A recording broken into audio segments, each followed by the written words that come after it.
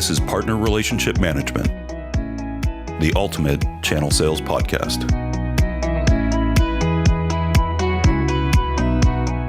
Welcome to another episode of the Ultimate Channel Sales Podcast. I'm your host, Paul Bird. In the past year alone, partner ecosystems have become the hottest buzzword in the channel space. Forrester predicted an even split between channel, direct, and marketplace revenue. And 90% of IT sales will be partner-assisted before, during, and after a sale. All this to say that the channel looks shockingly different than it did just 5 years ago. If a vendor team fails to jump on this channel ecosystem trend, will they be left behind?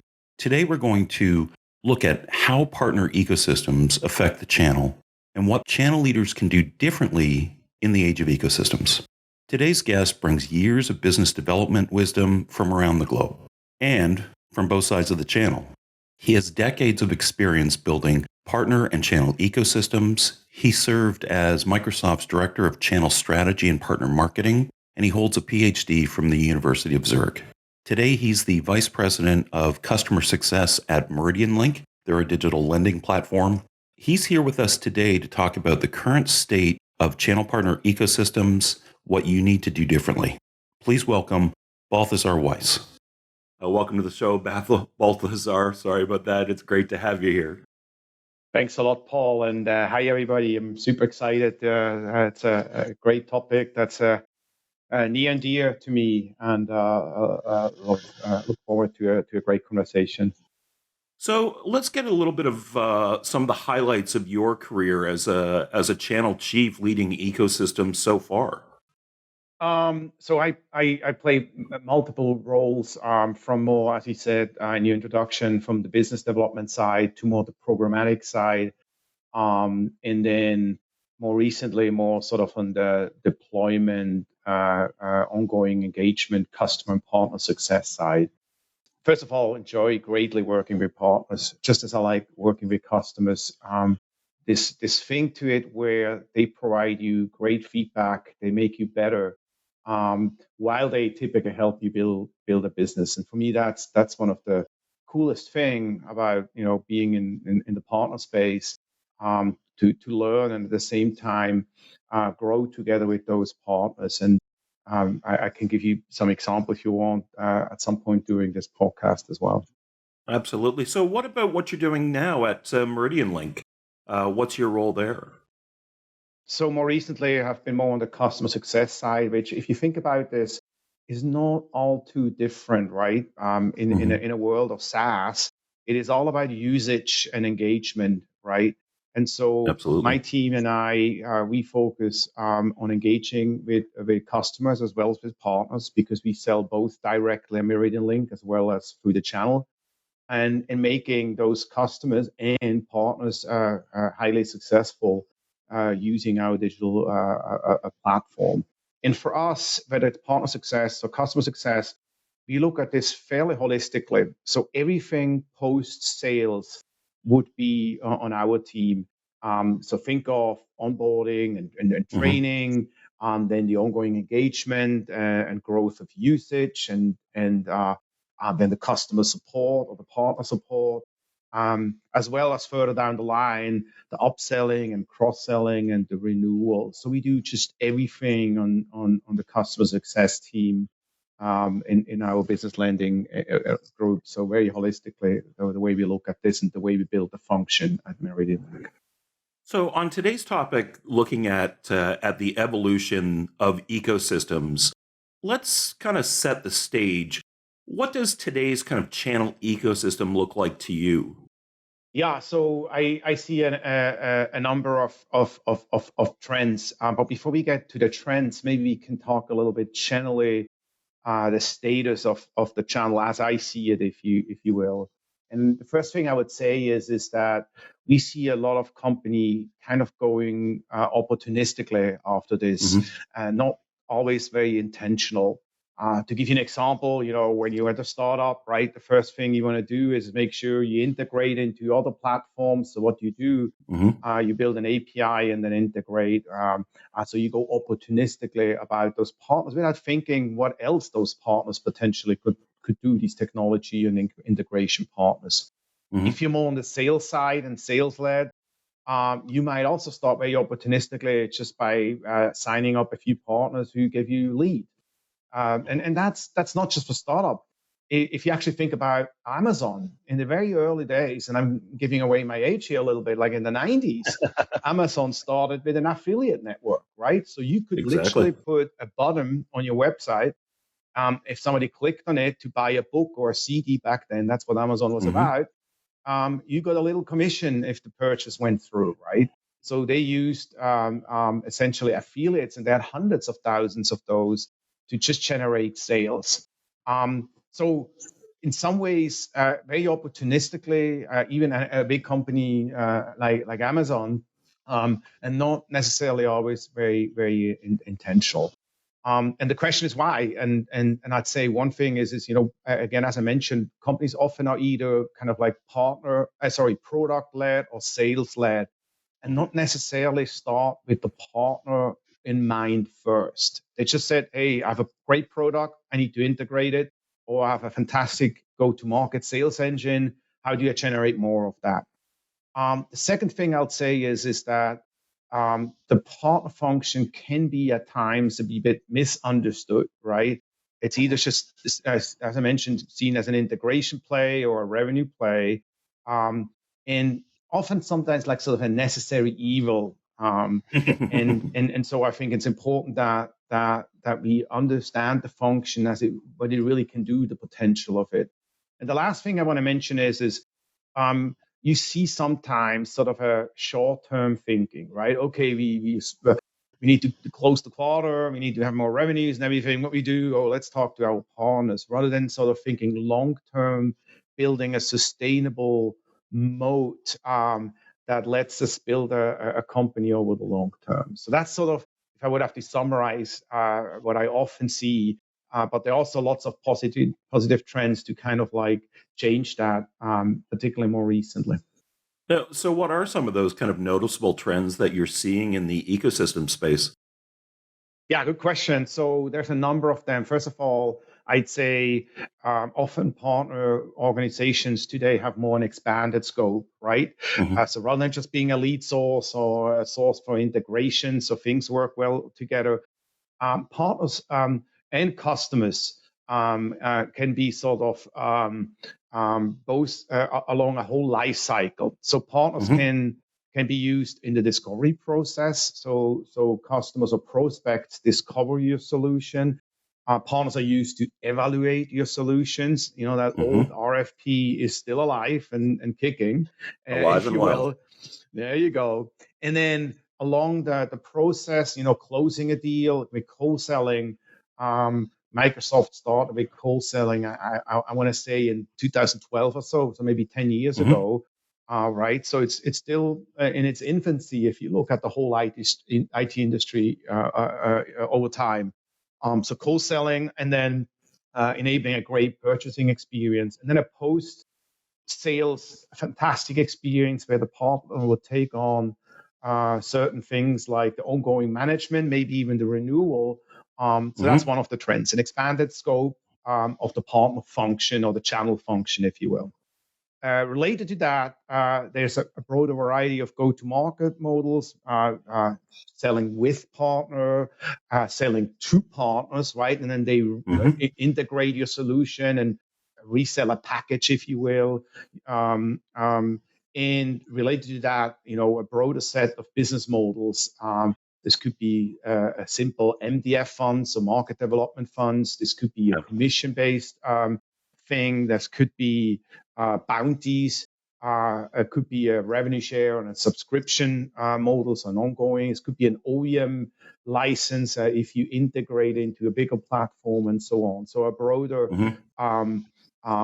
business model differentiation, if you will. And the last thing where this all sort of comes together in my mind is the relationship between a vendor and the channel and the ecosystem becomes way more bi-directional.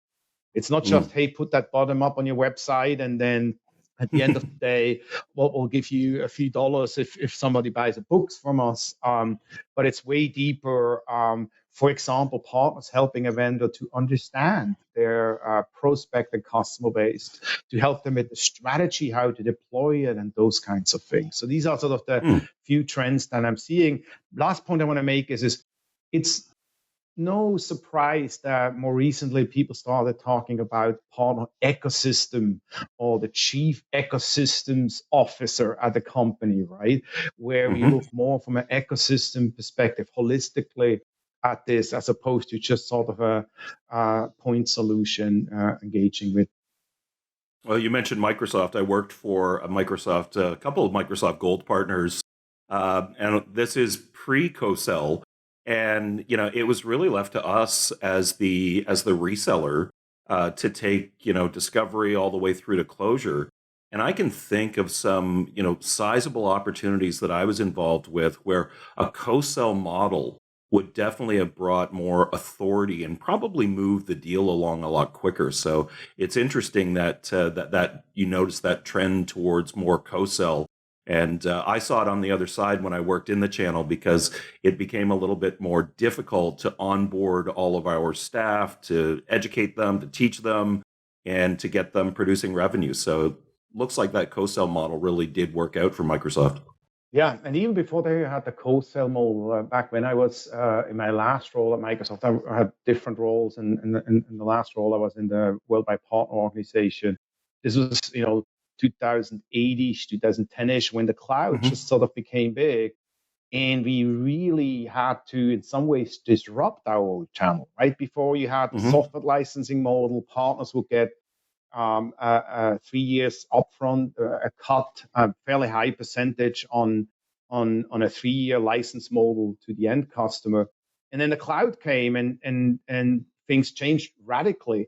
And we had to bring, Microsoft is one of the most channel and partner oriented organizations. We had to bring over 100,000 partners into a new world of the cloud with new engagement model. And that was very, very disruptive in some sense. I mean, look at distributor.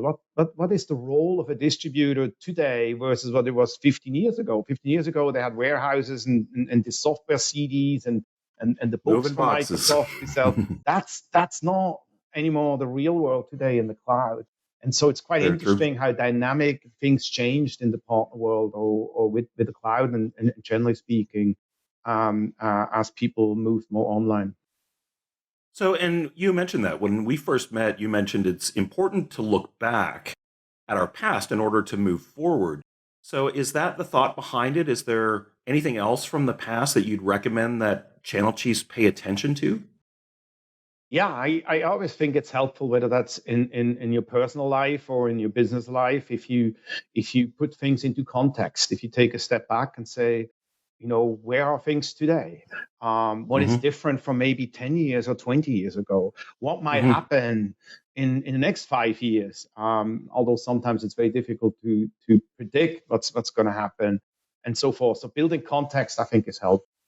And if I would have to name one thing that I think is truly so looking backwards and forwards, the theme that I think is really critical is sort of working backwards from the customer, right? And what is ultimately the customer experience?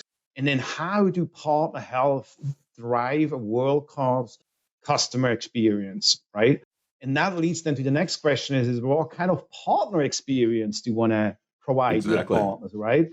Is this just sort of, again, sort of like a you give me a lead and I'll give you a bounty kind of engagement? So very sort of just a simple, straightforward commercial arrangement. Or does this go way deeper, that you try to understand each other's strategy, that you really build deep engagements with these partners, and also understand their experience? What are they going through? What do they need to be successful? And so on. I think that is even more important. We talked about the expanded scope of partners, right? In an expanded scope and engagement with partners, the experience becomes so much more important, if you will. For sure. So as we kind of look at the future of partner ecosystems and we look at the changes we need to make, What are some of the common missteps that you think channel teams might make when they're executing their ecosystem approach?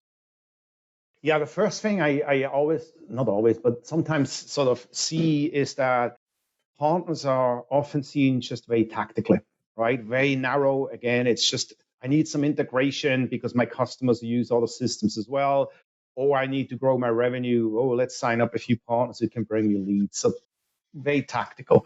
And I think what's really critical going forward is to think more strategically. How do you build a partner moat? And I give you an example.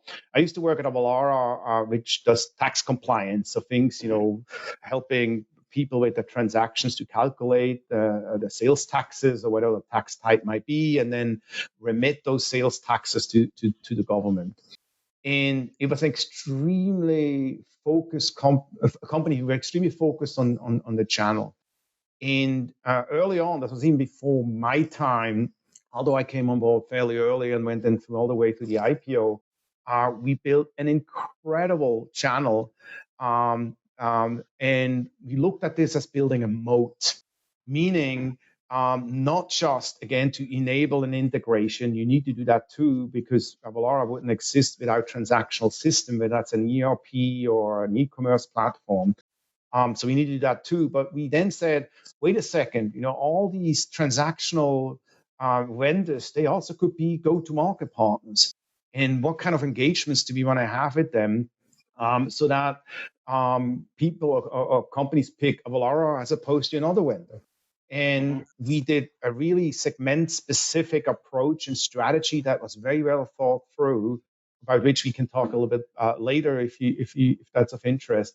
But the outcome is that we outgrew the competition massively. When I joined Wow. Avalara in 2013 or so, we were a third of the revenue of the leader. When I left, we were over 2 times as big as the leader. So we completely outflanked the competition because we went strategically about this and built a partner ecosystem that was sustainable, that was with us, and that had a real big moat. So it was very difficult for anybody else to break into that partner ecosystem. Now, I like that concept of calling it a moat, because the visual aspect of it, you're completely surrounded by all of the people that are helping you grow. So one of the things that you one thing, if I may, real quick, if you don't mind, Sure. on this moat theme, if you think about this, product is maybe a moat for a period of time. But very few companies build a moat with a product. Google might be one of the exceptions, for example, with their search engine. They're so far ahead of everybody else, including what they do now with artificial intelligence and so forth. But many other companies, that product is over time, it's just not necessarily moat, because other companies can innovate as well. And I have experiences myself. I worked at Netscape. I worked at Real Networks, and they all arguably had the better product compared to Microsoft. But both companies got outcompeted by Microsoft, right? Because they had a better business model. So product often is not a sustainable moat. Partners, also not always, but they can if you do it the right way. If you provide a great partner experience and you're vital to these partners, then you can be, over time, it can be a differentiator compared to other companies and competitors. Interesting. So as you talk about kind of this makeup of your partner ecosystem, one of the things that people have always said, that you have to be able to identify and recruit the ideal partner. So how does that approach to an ecosystem level where you may have so many different types of partners filling that moat? Yeah, I mean, that's where segmentation comes in, right? And there's multiple segmentations that needs to happen in my mind. So first, what are you going to do? And that goes back to the comment about starting with the customer experience. Like what's the buyer journey, right? In the enterprise, it's completely different than, say, in the mid-market or at the lower end. And I'll get back to that in a second, but that's just one of the segmentation. The other way you can go is obviously geographically, right? Like, how do you expand? Let's say you start your company in Canada, where you're based, right? how do you expand? Do you build a beachhead with partners and then validate your model, or do you go into Asia and Europe and other parts of the world? So a geo segmentation is very helpful. And how do you tackle that? And then the third thing that comes to mind is obviously also by partner type, since you mentioned that, right? What Mm-hmm. kind of partners do you fundamentally need to be successful? Is it more on the technology side? You need to integrate with a lot of different systems, like, for example, Avalara later then also expanded into the accounting space. And I happened to lead that team at the end of my tenure there, because accountants, they do often the tax compliance for Yes, they do. businesses, right? So Mm-hmm. what kind of partner types do you need, whether on the technology side or more on the sales and marketing side, is another sort of segmentation that I think you want to go through. So in other words, I think it's important that you understand the environment that you're operating in. And Mm-hmm. by that, I mean where your customers ultimately are, right? And how you go about this. The company I work for right now, for example, we are purely US based, right? We don't have any partners really outside of Europe. We are getting there for some data vendors that provide us data and so forth. So we focus on the US market and build that up. But that's not true for many other companies because they're global in nature and so on. Absolutely. And in my background managing channel, we basically did, our channel management locally in Canada and the US. And then we used value added distributors globally so we could spread our footprint. And that was a model that really worked for our software platform, to be able to have that kind of regional representation, and give people the ability to get localized support and things like that. So I guess that was kind of an early ecosystem 20 plus years ago. Yeah. And for me, that ultimately the critical thing is that when you go about this, is what I always recommend people do is sort of build a channel or partner ecosystem map, really map it out.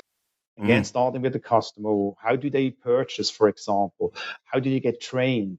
How do they engage and in which parts of the world?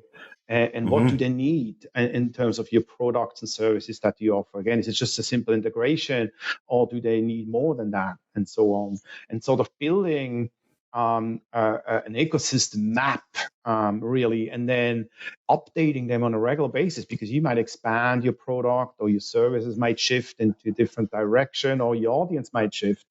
Mm-hmm. Another good example, again, if I go back to Avalara, is where we started in the mid market. And there it was all about the strategy was all about dominance, right? Market share, never lose a deal, discount if you have, and so forth. And therefore, we wanted to have a lot of referral and reseller partners. But then we expanded into the enterprise and also went downwards. In the enterprise, the strategy was more sort of opportunistic because the platform wasn't 100% ready for some enterprise functionality.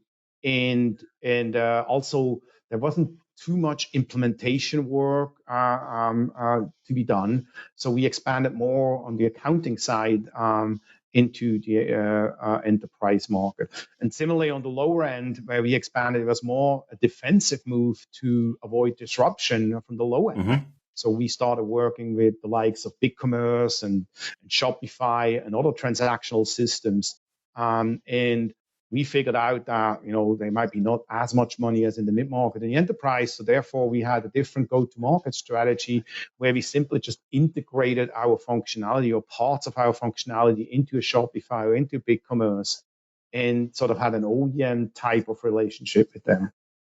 So that's what I mean with building a whole map, if you will, of your and a segment-specific map of your partner ecosystem, and then regularly review and adjust it as you learn and as you move forward. And that's kind of a different way of looking at kind of a channel strategy or an ecosystem strategy, is to really look at it like a map, because it allows you to again more visualize, the concepts and practices that you should be engaging in. So it has one more advantage in my mind is because it helps you prioritize, right? Because you can't typically do everything at the same. You have this big map now, right? You see, if you take a comparison, a world map, right, and you can't travel to all the countries at the same time, right? No. And so you can't engage with all the different partner types or different segments at the same time.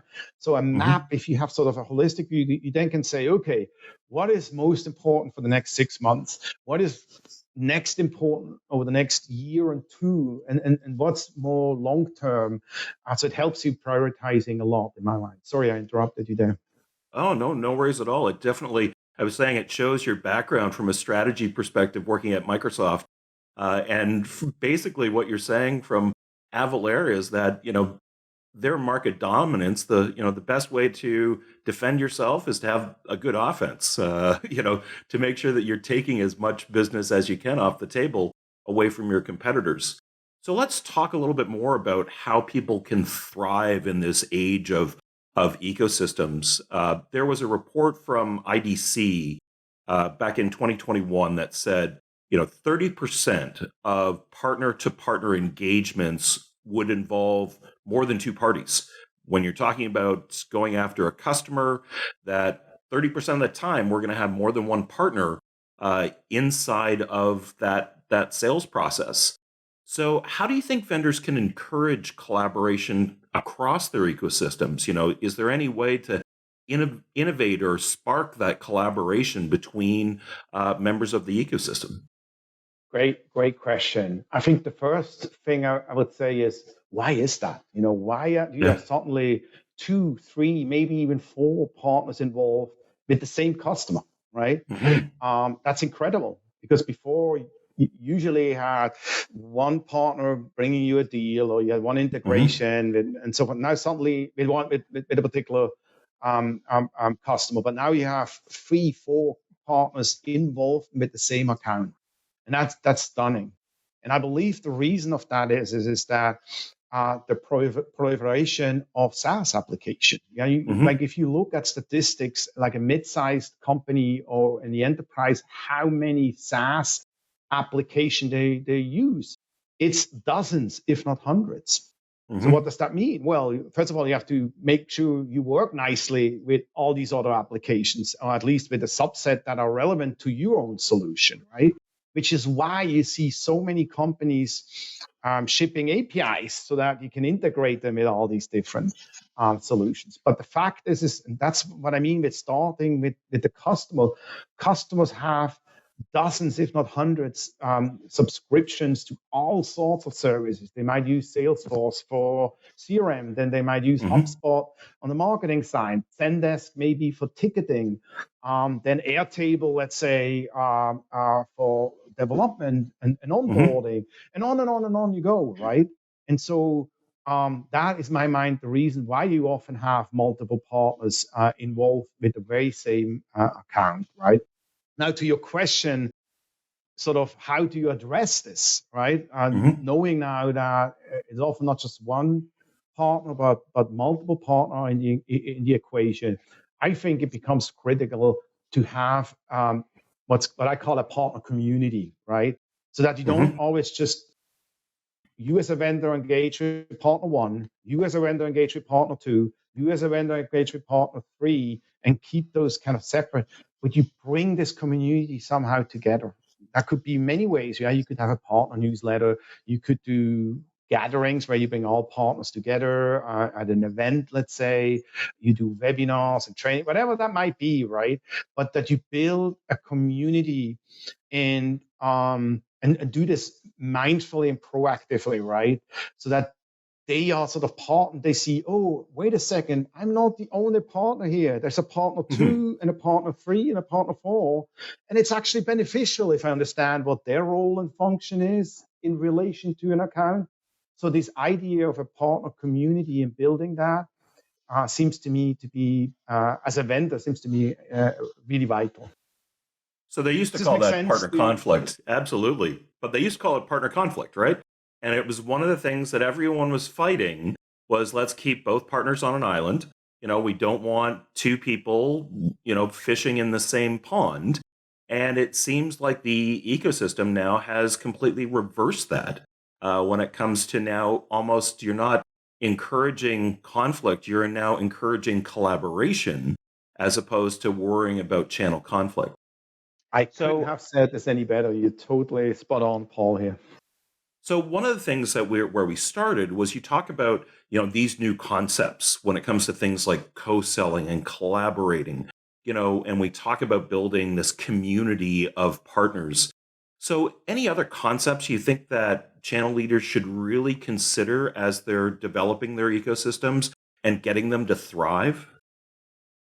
I mean, the one that comes to mind, and it's so basic, it's almost sometimes lost, but I see this interestingly quite often, which is people just think because I have a need to work with a partner, because that partner Hmm. might either have a platform I need to integrate with, or they have a great customer base I want to tap into, that me as a vendor, I'll think like, because I have a need, they also have a need. And that's not always the case. And so understanding what value do you bring to the table to these partners is absolutely critical. I literally have seen it where people would run against the wall and say, hey, why are you not picking up my phone? Why are you not partnering with us? We have such a fantastic solution.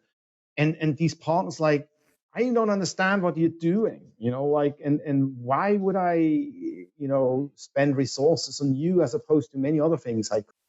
So this Hmm. very basic idea of being clear, what is the value you bring to the partner as opposed to the partner to you, and that's this bidirectional understanding, if you will, is absolutely fundamental in my mind to make things work. And sometimes you have to just realize and admit to yourself, look, probably not a good match here, right? I Hmm. gave you the example with Avalara where there were some people internally who said, look, we should sign up Infosys and Wipro and all these, Accenture, these big guys who do big implementation. But the matter of fact is that almost all implementation back when I was at Valara were super easy. And maybe, a few hours, maybe a few $1,000s.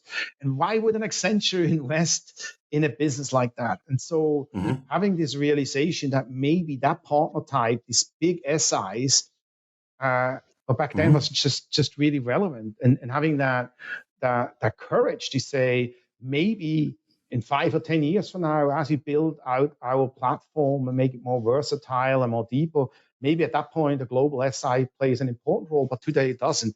Is also really really key. That insight that not every partner is necessarily a good partner that you want to work with at a particular given stage.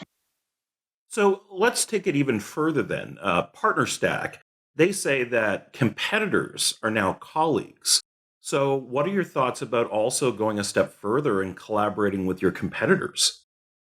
So first, let's define what usually is meant with partner stack. With partner stack, at least where I use it and sort of the people around me is that will be sort of the systems and solutions you use internally to manage those partners. Hmm. Because we said, right, the scope is broadening how you engage. So now you have to think about how you train those partners, what kind of certification management do you have if you have certificates, right? Gold partner, silver partner, platinum partner, and so forth. Then questions like, how do you pay them? So how do you manage partners from a payment perspective? Particularly if you have different go-to-market model, in some cases you might share revenues. In other cases, you might just pay a one-time bounty, and on and on and on, and then different percentages. So you need a partner system to manage that as you scale up. And it goes on and on. Like, how do you manage leads? How do they flow into whatever CRM you use if there's some different partners? So that's what normally is meant with partner stack, right? What internal technology do you use to scale your partner ecosystem and engage with them, right? And obviously, what's critical is often also not used is sort of an underlying notification and alert function so that you can reach out to your partners. And give you an example, again, back from my Avalara times. We developed an alert so in our case, if a partner brought 3 deals or more in a given calendar years, they will get a higher commission rate, if you will. They had to bring 3 deals or $25,000, right? And so we said, wouldn't it be cool if they brought us a second deal that it automatically sends them an alert to say, hey, guys, you're one deal away from moving up in your in your payment schedule, if you will. That's like Delta Airlines sending you an email to say, hey, 2,000 more miles and you are gold status, why don't you book a flight with us, right? So those kinds of things. But that's what we mean with PartnerStack. And I'm not sure, is your question related to that? Well, I'm just wondering if we go beyond now, where we are looking at, we're now encouraging our channel members, people that are in our channel, to collaborate together. Do we take this a step further and start collaborating with our competitors in the space too?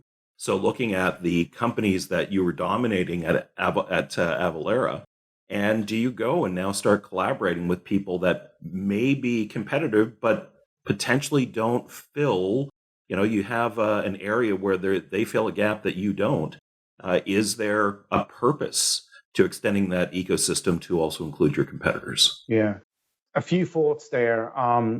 First, I'm sure it exists that you do deep collaboration with your key competitors.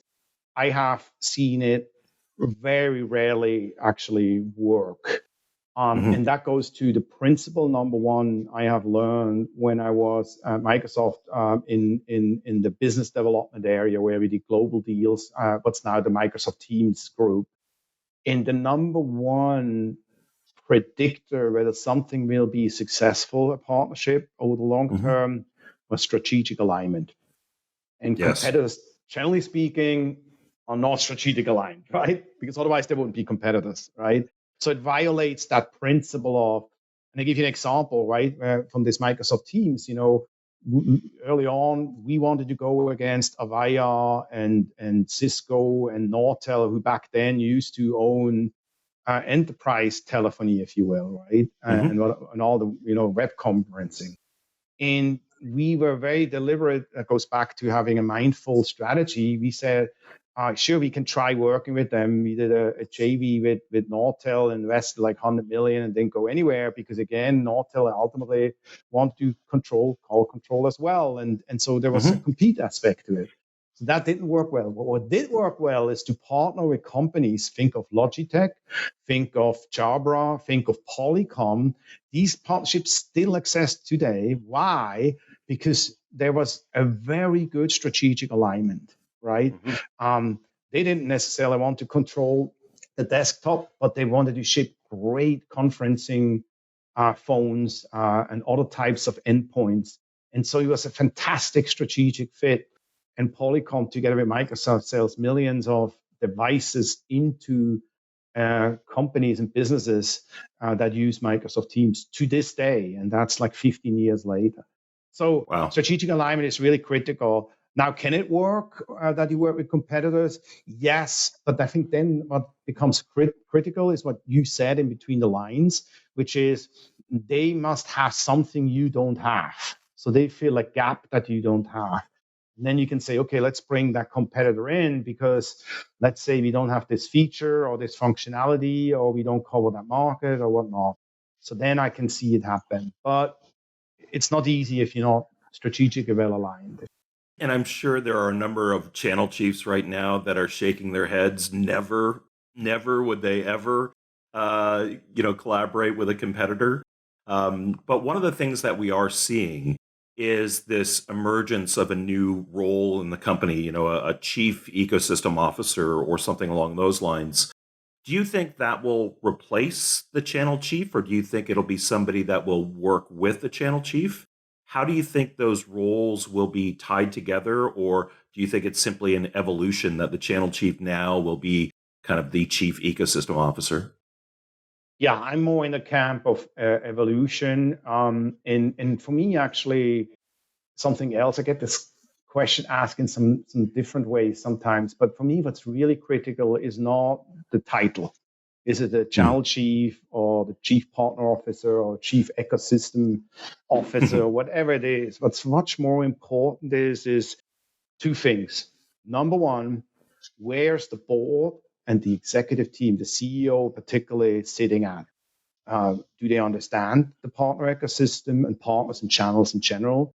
Do they look at this as a moat building critical part of a go-to-market strategy, or is it more to I need to end the quarter with 2 million more, get me some more deals, more tactically?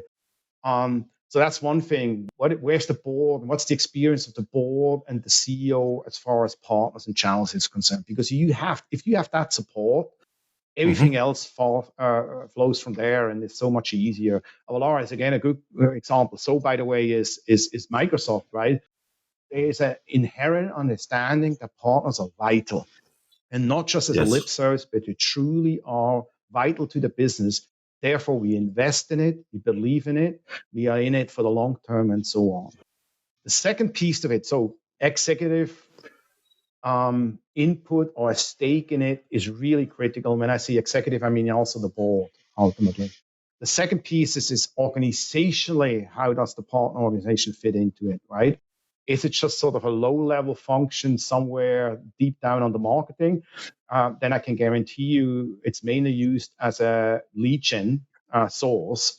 Or is it more sort of a top-level function, typically reporting into the CEO or at least into the CRO and the Chief Revenue Officer? So what's the reporting structure and the organizational position of the partner?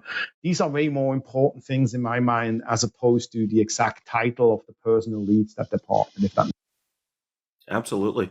So, I mean, measurement of success, right? What are the key performance indicators that you would suggest in order to measure the success and gauge the health of the ecosystem, right? If we get through all the tactical side and we built the moat, how do we know it's working? Any recommendations on, the types of metrics people should be monitoring? Yeah, first I will say there's a bit of a confusion sometimes in the marketplace and in this community about what is what, and you often hear partner influenced versus partner sourced versus partner driven or partner managed. And I think for every organization, that's the first thing you want to do. You want to define those. What does that mean? Partner influenced, in my mind, but that's different with different organizations, is sort of the lowest level, right? It's just a partner might say, hey, you check that vendor out. We have heard good things about them. Partner source will be the next thing. And obviously then you have metrics around those, right? Partner source means like they really bring you a deal and include you in that, maybe all the way to co-selling.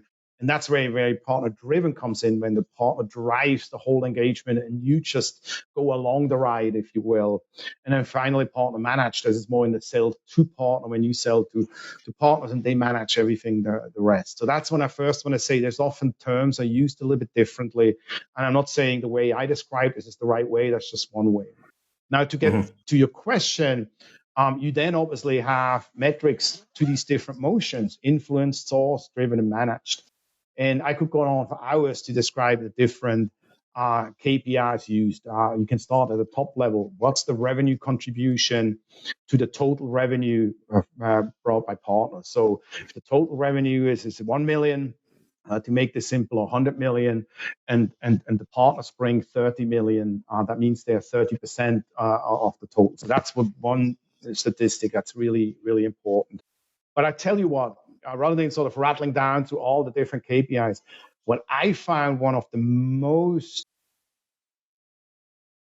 interesting KPI metrics that predicts success is you understanding of partner organization and how many of those you have trained and are familiar with your solution.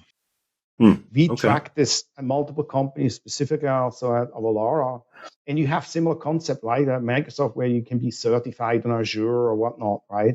That is really critical that they understand what you are doing. That is sort of one metric I think is really critical to measure whether you'll be successful. Because if on the partner side, they understand your solution and they might be even certified on it and they can talk to it, it's a totally different level as opposed to them like, yeah, I heard of those guys and maybe I give them a lead here or there.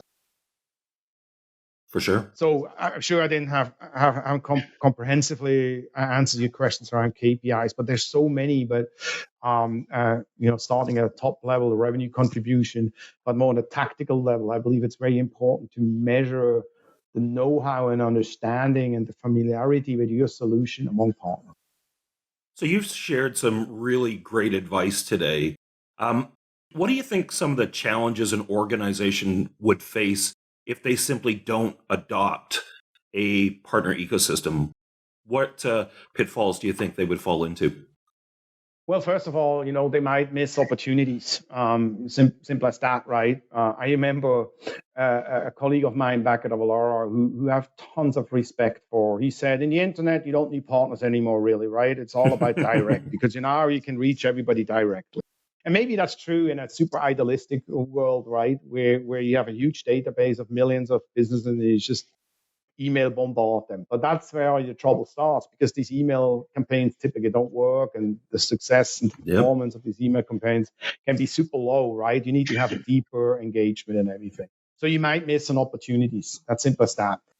But I also, to discuss the previous point, you might miss on building a moat. That's really critical for a long-term business to have a moat and a differentiator. And I give you an example again of Avalara. We got at the end when I left over 50% of net new deals from partners, right?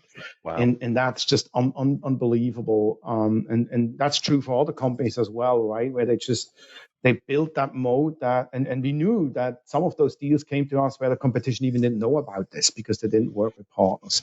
So the building that moat is another aspect. And then maybe the last point I want to mention here is learning. Partners can really be a source. If you do it the right way, they can be a source that you learn from the marketplace in a very scalable way. Because these partners get exposed to lots of prospect and customer where you may not have a relationship with. And they might come to you and provide you useful feedback where they say, look, this product doesn't fit the following scenarios. It's not a good fit for these customer segments. We hear this from our so learnings from the partners, I find sometimes also underestimated because there's so much insights these partners can bring to the table that just alone for that reason, it's worthwhile engaging with partners. Well, this has been a great conversation. I appreciate all of the advice you gave us today. It was fantastic. So thank you, Balthasar. It was a pleasure having you on the show. And thank you again for your time. Thanks, Paul, for having me. And you do great things. So really appreciate you giving me the opportunity to talk to you today and to your audience. It's a pleasure to have you. Thank you so much. Thanks. All right, guys, thank you for listening to the Ultimate Channel Sales Podcast. Please don't forget to join us next time. For more information, please visit channelsalespodcast.com. If you haven't already, please like and subscribe to our podcast. And if you enjoyed this episode today, please leave us a 5-star rating. From the Apple Podcast app, just select our show, scroll down to the rating and review section, and click Write Review. And don't forget to share with your friends or professional network anyone who'd enjoy it. See you next time on the Ultimate Channel Sales Podcast.